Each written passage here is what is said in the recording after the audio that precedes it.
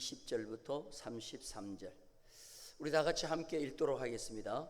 바리새인들이 하나님의 나라가 어느 때에 임하나이까 묻거늘 예수께서 대답하여 이르시되 하나님의 나라는 볼 수 있게 임하는 것이 아니요 또 여기 있다 저기 있다고도 못하리니 하나님의 나라는 너희 안에 있느니라. 또 제자들에게 이르시되 때가 이르리니 너희가 인자의 날 하루를 보고자 하되 보지 못하리라. 사람이 너희에게 말하되 보라 저기 있다 보라 여기 있다 하리라. 그러나 너희는 가지도 말고 따르지도 말라. 번개가 하늘 아래 이쪽에서 번쩍이어 하늘 아래 저쪽까지 비침같이 인자도 자기 날에 그러하리라. 그러나 그가 먼저 많은 고난을 받으며 이 세대에게 버림바 되어야 할지니라. 노아의 때에 된 것과 같이 인자의 때에도 그러하리라. 노아가 방주에 들어가는 날까지 사람들이 먹고 마시고 장가들고 시집가더니 그들을 다 멸망시켰으며 또 롯의 때와 같으리니 사람들이 먹고 마시고 사고 팔고 심고 집을 짓더니 롯이 소돔에서 나가던 날에 하늘로부터 불과 유황이 비오듯 하여 그들을 멸망시켰느니라. 인자가 나타나는 날에도 이러하리라. 그날에 만일 사람이 지붕 위에 있고 그의 세간이 그 집 안에 있으면 그것을 가지러 내려가지 말 것이요 밭에 있는 자도 그와 같이 뒤로 돌이키지 말 것이니라. 롯의 철을 기억하라. 무릇 자기 목숨을 보존하고자 하는 자는 잃을 것이요 잃는 자는 살리리라. 아멘. 우리 할렐루야 하면서 인사하십시다. 할렐루야 할렐루야. 우리 좌우에 계시는 분하고 인사하는데요, 재림에 대한 인사 한번 하십시다. 주님은 곧 오십니다 하고 한번 인사하겠습니다. 주님은 곧 오십니다. 할렐루야. 주님 곧 오시면 좋으세요? 조금 더 있다가 오시면 좋겠어요? 성경을 닫으면서, 계시를 닫으면서 요한계시록 22장 제일 마지막에 성도가 주님께 고백하는 말이 뭐냐 하면은, 주님이 내가 속히 가겠다 그랬더니 성도들이 땅에서 뭐라고 하느냐? 아멘 주 예수여 어서 오시옵소서. 이게 어떻게 보면 마지막 단계예요. 하울링이 좀 생깁니다. 이게 마지막 성경에 기록된 내용이요. 그러니까 우리 주님 재림할 때 참 우리가 기쁜 마음으로 주님 어서 오세요 하고 환영할 줄 아는 그런 자가 되어야 될 줄로 믿습니다. 예수님 당시에 많은 사람들이 하나님의 나라가 금방 임할 줄 알았어요. 당장에 임할 줄 알았어요. 왜냐하면 그때 당시는 로마의 식민 지배를 받고 있었거든요, 이스라엘이. 그래서 다윗 같은 왕이 나타나서 이스라엘을 빨리 로마로부터 독립시켜 주기를 원했어요. 이게 거의 대부분의 사람들의 뜻이었어요. 자, 우리 성경 한번 보겠습니다. 누가복음 19장 11절 말씀이에요. 다 같이 시작. 이는 자기가 예루살렘에 가까이 오셨고 그들은 하나님의 나라가 당장에 나타날 줄로 생각하며더라. 그래서 독립투사 같은 다윗 같은 왕이 나타나서 로마로부터 빨리 이스라엘을 독립시켜줄 독립투사를 원했습니다. 그래서 오늘 여기 바리새인들이 예수님에게, 예루살렘으로 올라가는 예수님에게 뭐라고 얘기하는지 질문을 해요. 하나님의 나라가 언제 임합니까? 라고 때를 물어요. 언제 임합니까? 조급한 나머지 그렇게 질문을 하는 거죠. 그때 예수님께서 두 가지로 대답을 합니다. 자, 우리 성경 한번 봅니다. 20절 상반절 다 같이 읽겠습니다. 시작. 예수께서 대답하여 이르시되 하나님의 나라는 볼 수 있게 임하는 것이 아니요. 하나님의 나라는 볼 수 있게 임하는 것이 아니래요. 만약에 독립투사가 나타나서 로마로부터 이스라엘을 독립시킬 것 같으면 눈에 보이잖아요. 이런 게 독립투사가 데모도 할 것이고 전쟁도 할 것이고, 근데 그렇게 임하는 것이 아니라는 거예요. 그 다음 절 한번 보겠습니다. 21절 다 같이 읽겠습니다. 또 여기 있다 저기 있다고도 못하리니 하나님의 나라는 너희 안에 있느니라. 따라서 합시다. 너희 안에.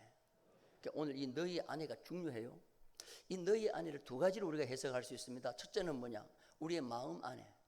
하나님의 나라는 우리의 마음 안에 임한다는 것이에요. 그럼 두 번째는 뭐냐 하면은 가운데라는 뜻도 있어요. 여기 보면은 안에라는 말이 가운데,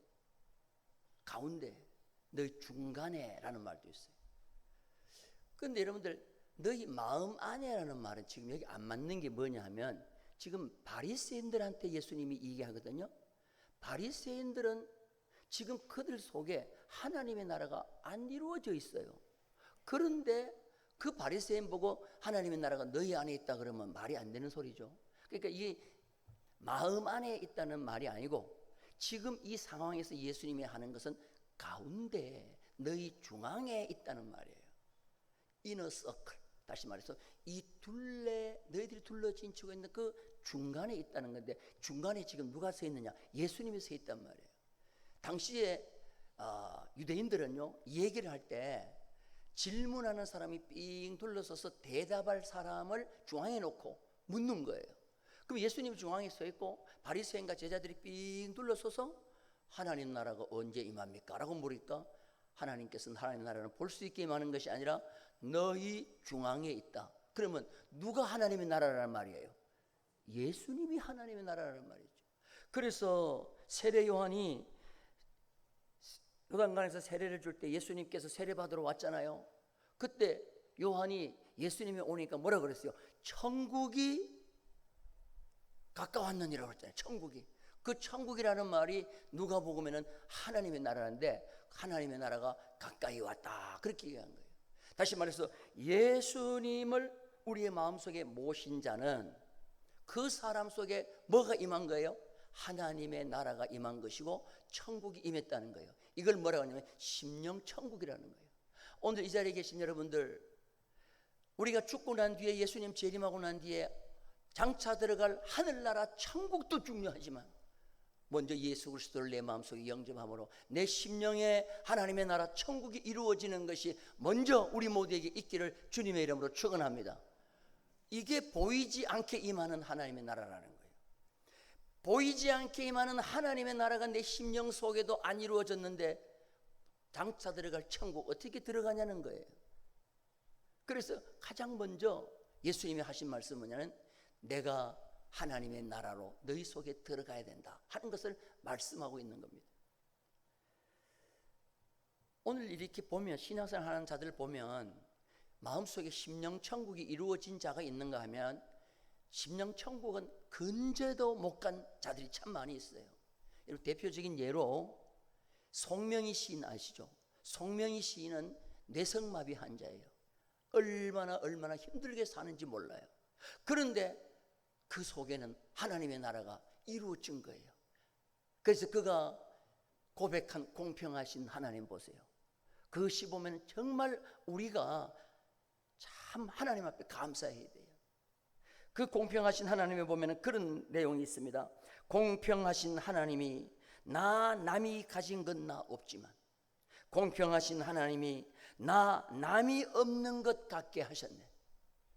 남이 알지 못하는 건 나 깨달았고, 남이 듣지 못하는 음성 나 들었고. 이게 뭐가 이루어진 거예요? 하나님 이 마음속에. 그렇죠, 하나님의 나라가 이루어진 거죠.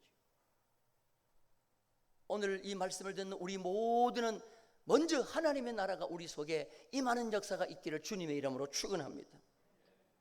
그러면서 이제 예수님께서 대화를 바리새인에게서 제자들로 돌려요. 자, 우리 22절 말씀 볼까요? 다 같이 22절 읽겠습니다. 시작. 또 제자들에게 이르시되 인자의 날 하루를 보고자 하되 보지 못하리라. 자, 제자들에게 그랬잖아요. 또 제자들에게 이르시되 때가 이르리니, 이 때가는 한 날을 의미하는 것이 아니고 여러 날들을 말하는 거예요. 여러 날들을 말하는데 그 날들이 이른다는 거죠. 이 날들이 이르는데 보통 성경에서 인자의 날, 구원의 날, 그러면 좀 이거 재림에 대한 말이에요. 예수님 재림했다는 말이에요. 재림의 날을 너희가 보고자 하되 보지 못하리라. 이 말은 무슨 말이냐면은, 먼저 예수님이 이 땅에 재림하기 전에 예수님께서 십자가에 먼저 돌아가셔야 된다는 거예요. 자, 여러분들, 재림이라는 것은 예수님이 부활하시고 승천하신 다음에 오는 게 뭐예요? 재림이죠. 그러면 부활과 승천 없이 재림이 있을 수 있어요, 없어요? 없는 거죠. 그런데 지금 모든 그때 당시에 제자들과 사람들은 재림에 대한 대망은 있는데 예수님의 죽으심과 부활에 대해서는 별로 관심이 없어요. 예수님의 죽으심에 대해서는 전혀 믿지도 않아요, 그때는. 그래서 제자들에게 먼저 뭐라고 말하느냐? 인자의 날 하루를 보고자 하되 보지 못하리라. 그러면서 뭐라고 말씀하십니까? 23절에 보면 때가 되면 많은 사람들이 재림의 주님이 여기 있다 저기 있다 여기 있다 저기 있다 하면서 많이 미혹을 하는데 그때 미혹당하지 말라는 거예요.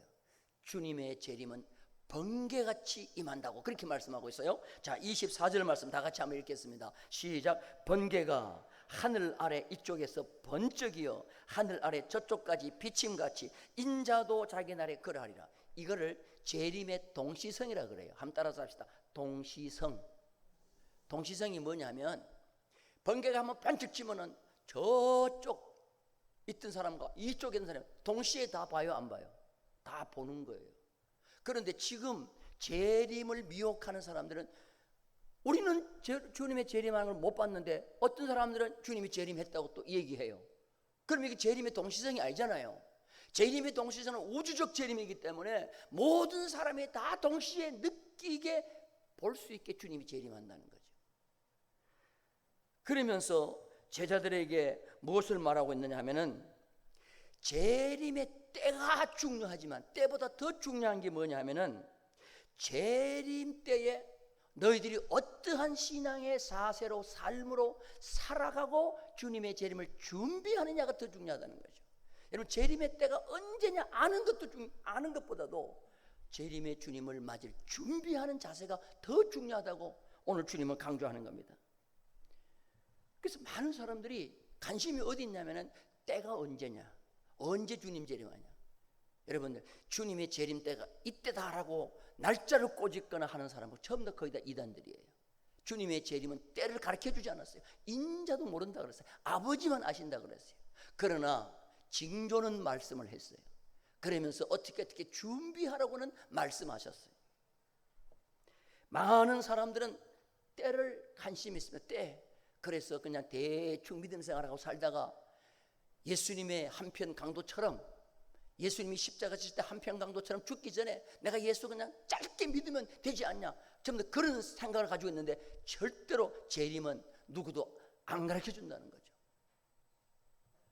어릴 때 시골에 보면요, 항상 이제 부모님들이 애들한테 뭘 부탁해 놓고 장애를 가요. 어딜 가요? 잔치집에 가거나 장애를 가요. 그러면 항상 묻는 말이 뭐냐면 언제 와요? 물어. 몇 시에 와요? 그러면 안 가르쳐줘요. 왜? 뭐 시켜놓은 거 그때 임박해서 할까 봐. 그래서 항상 그 시켜놓은 걸 다 하도록, 다 하고 기다리도록 시간 절대로 안 가르쳐줘요. 언제 와요? 물으면 안 가르쳐줘. 내 시킨 거 똑바로 해. 저는 아들 5 가운데 막내로 컸기 때문에 항상 엄마가 그래, 너는 딸 같은 아들이라고 그랬어요. 딸 같은 아들. 여러분, 저를 보면 딸 같은 아들 같죠? 참 엄마 하여튼 밥을 잘했어요. 밥을. 그래 아버지가 항상 그래요. 야 준아, 네가 오늘 밥 해라. 너 엄마 밥 하는 거 먹기 싫다. 네가 밥 해라. 밥을 참 잘합니다. 시골에서 밥을 할 때요, 엄마가 장애를 가면서 준나나 밥 씻어가지고 다 앉혀놨다. 물량도 다 해놨다. 너 불만 떼면 된다. 그러니까 항상 불 잘 떼서 저녁 때쯤 돼가지고 밥 해놓고 기다리고 있어라. 그럼 내가 물어요. 몇 시에 와요? 그러면 몰라, 그거는 가봐야 알아. 그리고 내 신발 사가지고 옷도 사가줄 테니까 기다리고 있어. 그러면 막 신발 사가지고 오고 옷 사가지고 온다고 좋아가지고 친구들하고 놀다가 보면요, 엄마가 왔는데 아직까지 불도 안 떼놨어. 그럼 엄마가 와가지고 준다나 불 떼놨지? 저는 엄마한테 꼭 잘 배웠어요. 이렇게 밥솥에다가, 옛날에 시골에는 저 가마솥에다 밥을 했습니다. 큰 솥에다가 뭐 아들 5이, 아버지 남자 6이 먹고 뭐 7 식구가 먹으니까 많이 해야죠. 한 솥 해야 돼요. 불을 떼다가 보면요, 푸르르 하고 넘쳐요. 그럼 불을 꺼. 한 10분 있다가 다시 불을 탁 여면서요, 소뚜껑을 쫙 열면은 속에서 밥이 이제는 그 뭐라 그래, 뜸드는 소리가 나. 여러분, 뜸드는 소리가 어때요? 자작 해요. 그러면은 불을 빨리 끄고 닫아놓고 있으면은 정말 누룽지도요, 노래노래하게 누르는 게 정말 맛있어요. 엄마가 그거 다 가르쳐줘가지고 그대로 합니다. 실컷 놀다가 보니까 뭐 자작이고 뭐고 간에 그냥 뭐 엄마는 왔는데 밥은 하나도 안 됐어요. 그럼 그때는 어떻게 하죠? 두들겨 맞는 거예요. 이놈의 짜식이 노는데 정신이 팔아가지고. 주님의 재림 때가 그렇다는 거예요. 때를 묻는 것도 중요하지만 그것보다 더 중요한 게 뭐냐면은 완벽한 준비를 하고 기다렸으라는 거예요. 그래서 주님은 오늘 두 때를 얘기하고 있습니다. 재림의 때에 이런 식으로 살아가면 너희들은 다 멸망한다. 그래서 두 때를 가르쳐줬는데 그 두 때가 뭐냐면은 따라서 합시다. 노아의 때, 롯의 때. 자, 우리 성경 한번 봅니다. 26절 다 같이 읽겠습니다. 시작. 노아의 때에 된 것 같이 인자의 때에도 그리하리라. 27절 노아가 방주에 들어가던 날까지 사람들이 먹고 마시고 장가들고 시집가더니 홍수가 나서 그들을 다 멸망시켰으며 28절 또 롯의 때와 같으리니 사람들이 먹고 마시고 사고 팔고 심고 집을 짓더니 29절 롯이 소돔에서 나가는 날에 하늘로부터 불과 유황이 비오듯 하여 그들을 멸망시켰다. 자, 노아의 특징이 크게 두 가지요. 하나는 뭐냐? 먹고 마시고 장가들고 시집가고요. 여러분들 생각해 보세요. 도둑질 했다고 이들에게 홍수 심판 받았나요? 강도질 했다고 홍수 심판 받았나요? 한 건 뭐죠? 먹고 마시고 시집가, 장가들고 시집가고. 우리가 지금 하고 있는 일이요. 근데 왜 이거 했다고 일상적인 일 했는데 홍수 심판이 났어요? 강도짓 안 했어요. 도둑질 안 했어요. 그러면 롯의 때를 한번 볼까요? 롯의 때는 또 어땠어요? 롯의 때도 먹고 마시고 결혼이 빠졌어요. 장가들고 시집가고는 그때 별로 중요한 게 아니야. 먹고 마시고 따라서 사고 팔고 심고 짓고 땅에다가 뭘 심고 집을 짓고 이게 롯의 때가 중요한 거였어요. 자, 여러분 여기서부터 좀 잘 들어야 됩니다. 노아의 때와 롯의 때의 공통점이 뭐예요? 공통점. 따라서 먹고 마시고. 이게 인간의 살아가는데 첫 번째로 제일 중요한 욕망이에요. 따라서 먹고 마시고. 먹고 마시고 못하면 시집가고 장가가고도 소용없고 사고 팔고도 못해. 그래서 이거는 노아의 시대나 롯의 때나 지금 시대나 똑같아요. 먹고 마시고는 중요해요. 그런데 노아의 때는 장가들고 시집가고 있는데 롯의 때에 와 보니까 사고 팔고가 들어가요. 사고 팔고는 뭐 하는 겁니까? 경제활동이죠. 그 다음에 심고 집을 지었다 그랬어. 심는다는 것은 떠돌아 다닌다는 거예요? 아니면 한 곳에 정착했다는 거예요? 집을 짓는 거는 떠돌아 다닌다는 말이에요? 정착했다는 말이에요? 그렇죠. 경제활동을 하면서 정착했다는 말이에요. 그러면 여러분들 노아의 때는 정착이 아니었어요. 그냥 짐승들 키우면서 그냥 풀 좋은 데로 다니면서 집 짓는 거 별로 중요하지 않았어요. 심는 거 별로 중요하지 않았어요. 하나님이 다 자라게 한 것으로 짐승 먹이고 짐승에서 나온 것 가지고 살아가면서 그냥 가난하든 부하든 행복하게 살았어요. 근데 롯의 때가 딱 되니까 뭐가 되느냐? 정착을 했네요. 그래서 이제는 농사처럼 뭘 심네요. 그리고 집을 지어서 이제 정착해서 사네요. 그때부터 뭐가 생기냐면은 부와 쾌락이 빠지기 시작하는 거예요. 그러면서 정착을 하기 시작하면서부터 생기기 뭐냐면 포도 농사를 짓는 거예요. 여러분 포도 농사 떠돌아다니까 포도 농사 지을 수 있어요? 오늘 지나놓고 내일 가는데 뭘 포도를 어떻게 지어? 그때까지는 술 취함이라는 게 없었어요. 근데 농과 홍수 이후에 노아도 농사를 짓잖아요. 그때부터는 포도를 지으면서 그때부터 뭐가 나요? 술이 나와요. 쾌락에 빠지는 거죠. 그러니까 롯의 시대가 딱 되면서부터 정착을 통하여 경제활동이 시작되고 주거문화가 발달되면서 빈부의 격차가 생기기 시작하는 거예요. 그러면서 쾌락주의로 빠지는 거예요. 근데 여러분들 잘 보세요. 먹고 마시고 사고 팔고 심고 집을 짓는 게 무슨 죄가 돼요? 이것이 롯의 때나 노아의 때 하는 모든 것이 지금 우리도 하고 있는 똑같은 것인데 왜 이것 때문에 심판이 나오고 유황불이 떨어지고 홍수 심판이 왜 나냐는 거예요. 박윤선 박사님 주석을 참고를 해보니까 이렇게 썼어요. 인간은 죄 아닌 것을 가지고 죄되게 사용하는 때가 있다 그랬어요. 여러분 먹고 마시는 거 죄가 아니에요. 분명히 이거 어떻게 죄가 돼요? 그런데 죄 아닌 것을 인간은 죄되게 사용할 때가 있다는 거예요. 일상적인 것이 죄가 아닌데 죄가 되는 경우가 뭐예요? 일상적인 것 하다가 그것이 더 중요해서 하나님을 잊어버리면 그 일상이 뭐가 되냐? 죄가 된다는 거죠.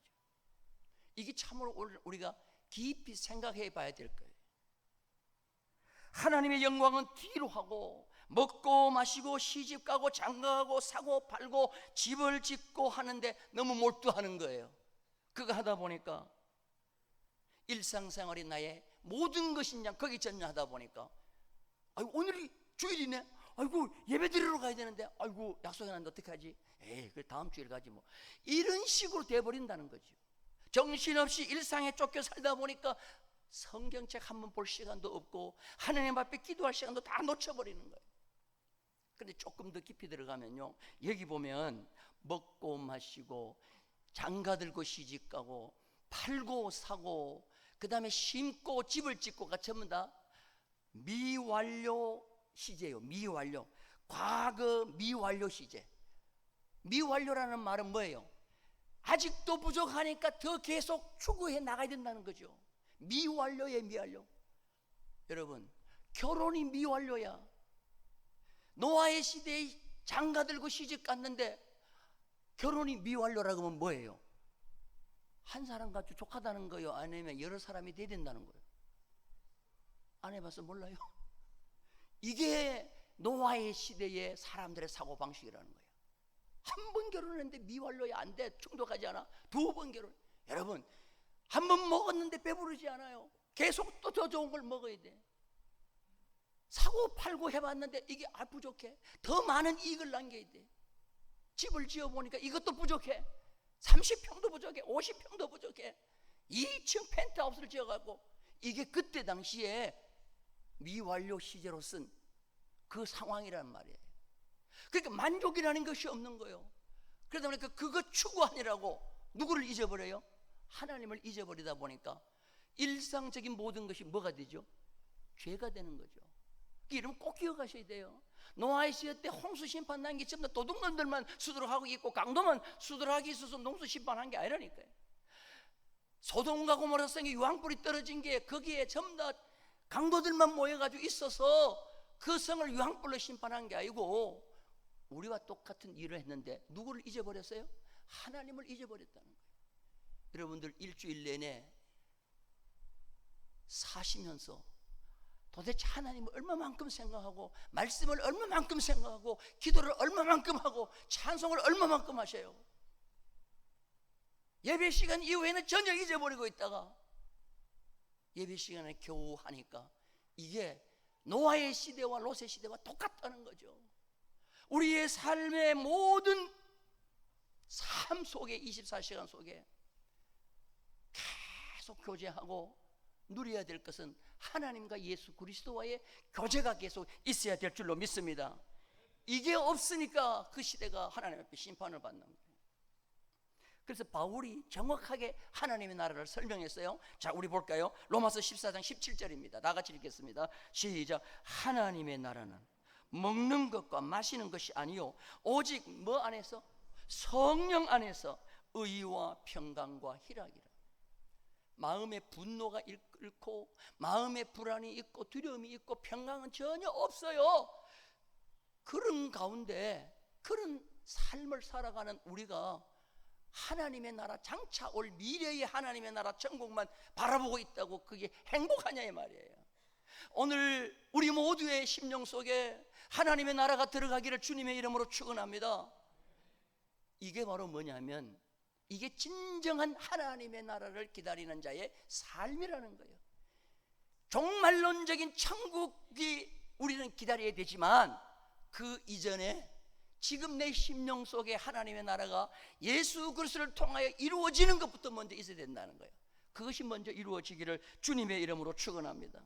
그게 아까 전에 얘기했던 송명희 시인 같은 그런 지체부자유자, 뇌성마비인데도 행복하게, 우리보다 더 행복하게 산다는 거예요.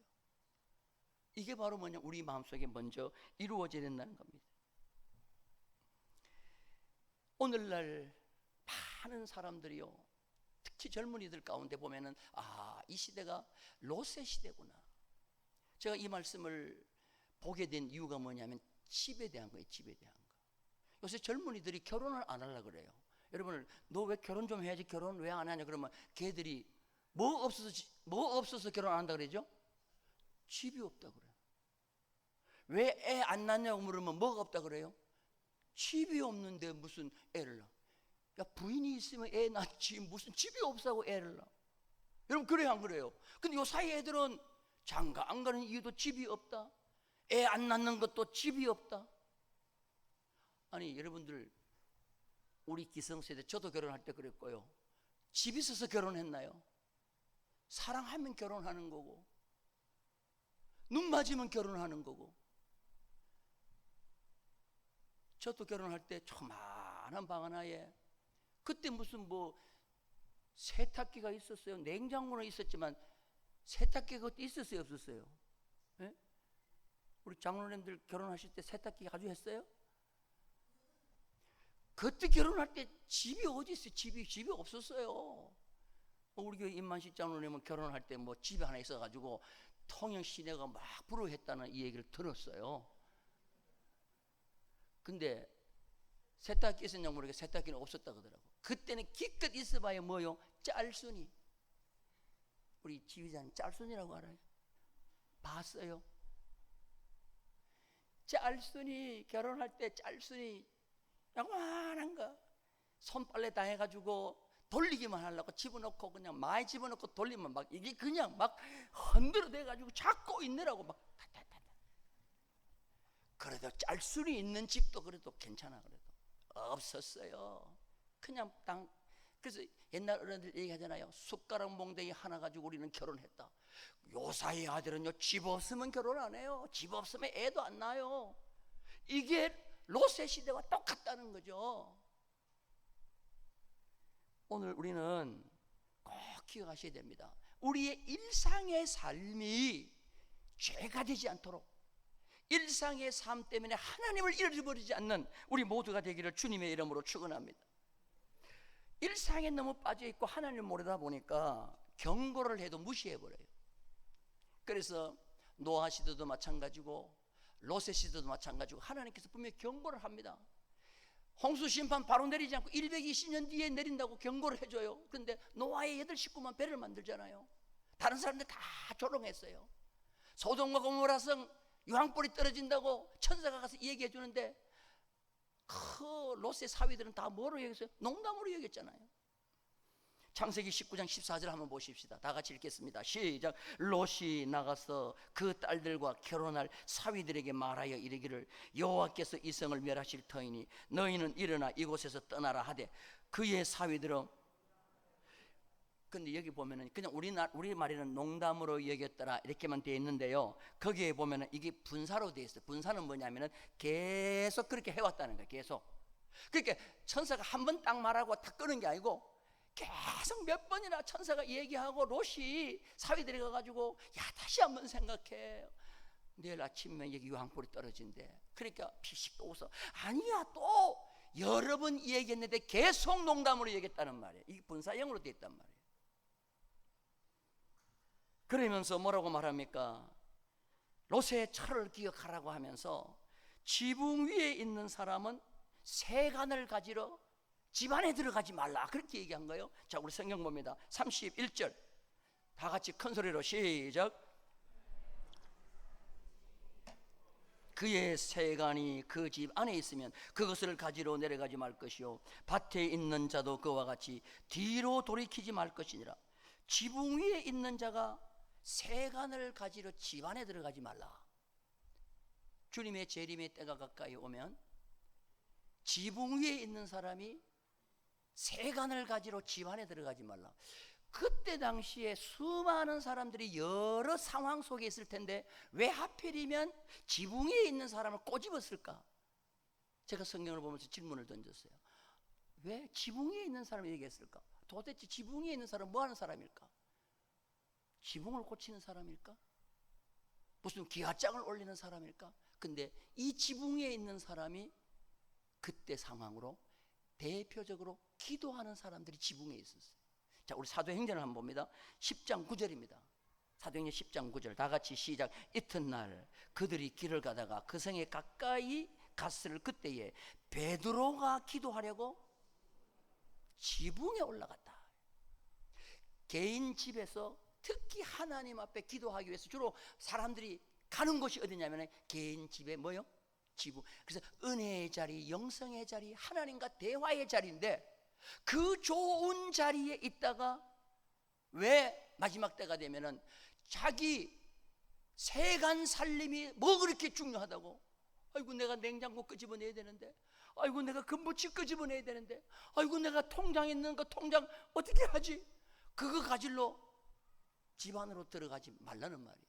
다시 말해서 내가 지금 기도하고 예배하고 찬양하고 선교하고 하는 이 영성의 자리를 절대로 세속적인 쾌락과 물질에 빼앗겨서는 안 된다. 이 소리가 바로 뭐냐?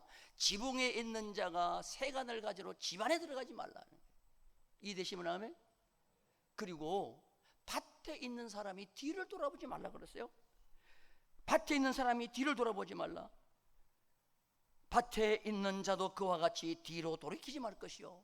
그 누가는 여기서 뭘 하나 빼버렸어요. 그래서 마태복음을 보면 정확하게 알 수가 있어요. 마태복음 24장 18절을 한번 봅니다. 마태복음 24장 18절 다 같이 읽겠습니다. 시작. 밭에 있는 자는 겉옷을 가지러 뒤로 돌이키지 말 것이라. 밭에 있는 사람이 뒤를 왜 돌아가요? 왜 돌아봐요? 밭에 있는 사람이 뒤를 왜 돌이켜요? 여러분 일할 때 겉옷을 벗어놓고 일하잖아요. 쟁기를 잡고 열심히 일하다 보면 땀도 나고 하니까 겉옷을 저기 벗어놓고 하는 거예요. 그런데 주님 재림한다 그러네. 그러면은 아이고 겉옷을 가지러 가야지 하고는 옷 가지러 갈 필요 있다고 그래요? 아니면 쟁기 잡고 그대로 올라가라는 소리예요?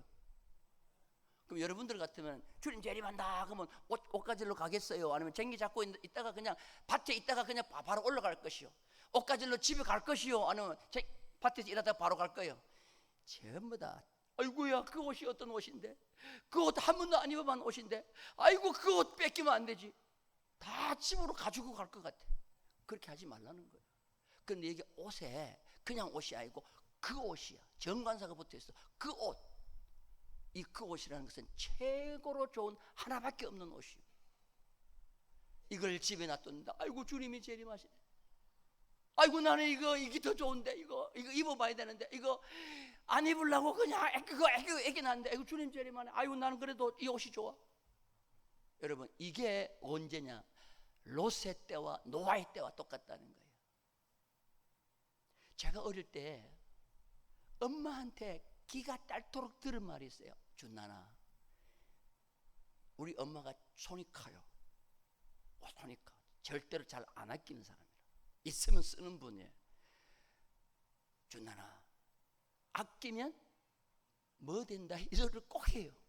이 설교실에 강단에서 하기 좀 힘드는데 아끼면 여러분 뒤에 여러분 후렴을 하시기 바랬어요. 아끼면 알기는 잘하네. 그런데요 나도 그래. 나도 집에 가면 아이고 이거는 교회 갈 때만 입어야 돼. 이건 교회 갈 때만 차야 돼. 이건 교회가 물론 좋아요. 근데 여러분 그거 오늘 집에 가실 때 냉장고 속에 제일 좋은 거 손주들라고 손주 오면 주려고 추석 때 오면 주려고 놔둔 거 여러분이 먼저 드시기 바라겠어요. 왜? 그 못 드시고 주님 앞에 갈 수도 있어. 우리도 보면요 뭐 좋은 거 생기면 아이고 누구 줘야지. 그러면 내가 그래 먹어 아끼면 뭐 돼? 오늘 말씀이 바로 그거요. 주님 재림한다는데 그 좋은 옷 가지러 집에 가는데 집에 가는 사이에 뭐요? 주님 재림해버리는 거예요. 그래서 절대로 세상의 미련을 갖지 말라는 거예요. 여러분들 통장에 영이 막 많아지니까 얼마나 좋아요. 너무 좋아하지 마세요. 그것 때문에 하나님을 놓칠 수가 있어요. 그것 때문에 하나님을 놓칠 수가 있어요. 내가 지금 세상에 제일 좋아하는 것, 그것 때문에 하나님을 잃어버릴 수가 있다는 거죠. 그래서 오늘 말씀의 제목이 뭐죠? 롯의 철을 기억하라 그랬어요. 구약 성경에 수많은 사람들이 있는데 주님께서 재림을 얘기하면서 딱 한 사람을 기억하라 그랬는데 그 사람이 누구예요? 롯의 뭐요? 처. 따라서 롯의 처. 롯의 처가 어땠어요? 구원받았어요. 그 사람이 소돔과 고모라에서 구원받았다니까. 거기서 나왔어요. 그런데 롯의 처가 잘못한 게 뭐예요? 소돔과 고모라 세상을 다시 어떻게 했어요? 돌아봤어. 뒤를 돌아봤어. 왜 돌아봤을까? 왜 돌아봤을까? 그것이 아까웠거든. 그곳에 있는 세간이 아까웠거든. 돌아봤더니 뭐가 됐어요? 소금기둥 됐어. 여러분, 세상에서 소돔에서 구원받았다니까. 다시 말해서 우리가 세상에서 구원받아가지고 교회까지 나왔다니까. 근데 아직까지 천국은 몰라요. 자꾸만 여러분 뒤를 돌아보고 롯의 아내처럼 뒤돌아보고 세상 것 때문에 염려해가지고 그것 때문에 예배도 등한히 하고 기도도 등한히 하고 사명도 등한히 하고 그러면 내가 누구처럼 된다는 거예요? 롯의 처처럼 된다는 거예요. 오늘 우리는 꼭 이 롯의 처를 기억하시고 우리 모두 다 롯의 처를 기억하시기를 주님의 이름으로 축원합니다. 그래서 마지막 이 말씀 하나를 읽고 설교를 마치려고 하는데요, 바울이 어떤 자세로 마지막 주님 앞에 설 때까지 어떤 자세로 살았는가.